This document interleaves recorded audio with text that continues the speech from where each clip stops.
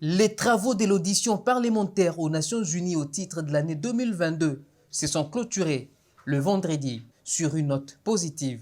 Le Parlement de la République démocratique du Congo a cet événement de 2 jours qui s'est tenu sous le thème « Mobiliser les appuis politiques et élaborer des mesures inclusives pour une reprise durable » a été représenté par Eddy Mundela Kankou, premier vice-président du Sénat. Ce dernier a axé son discours sur les engagements relatifs au changement climatique. Le numéro 2 de la Chambre haute du Parlement a rappelé la nécessité de créer une organisation mondiale de l'environnement dont la RDC, en tant que pays solution, souhaite abriter le siège.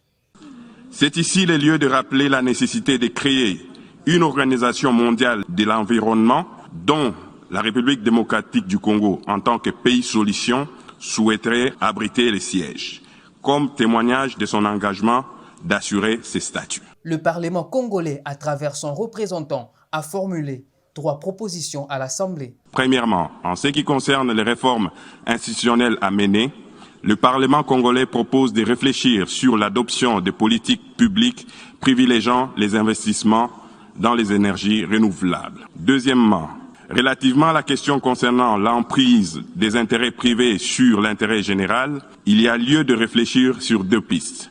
La première consiste à renforcer la régulation dans les secteurs en mettant l'accent sur la sanction et les contrôles sur des questions liées au changement climatique. Et deuxièmement, ça portera sur la sensibilisation de tous les acteurs, y compris les opérateurs privés, sur la nécessité pour la planète à réduire drastiquement les gaz à effet de serre.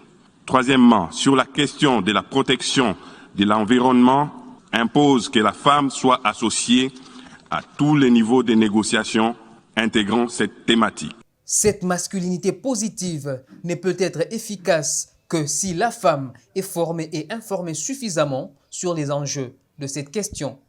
Sur ce point, Eddy Mundela a mis en évidence la participation des femmes au processus décisionnel dans son pays qui, selon lui, a connu une nette progression. Nous avons 23% de femmes, parmi lesquelles une vice-première ministre et 2 ministres d'État. Au niveau du Sénat, où je siège, nous sommes passés de 5% de femmes à la législature précédente à 25% actuellement, avec 3 femmes sur 7 membres du bureau et 3 femmes qui président 3 commissions sur les 8 commissions permanentes au Sénat. À l'Assemblée nationale, c'était une femme qui a dirigé les bureaux les 2 années précédentes de la législature. On compte également de femmes dans tous les bureaux des institutions d'appui à la démocratie, ainsi qu'à diverses responsabilités au sein de la magistrature. À ce jour, la Banque centrale du Congo, ainsi que l'administration des douanes, sont dirigées par des femmes.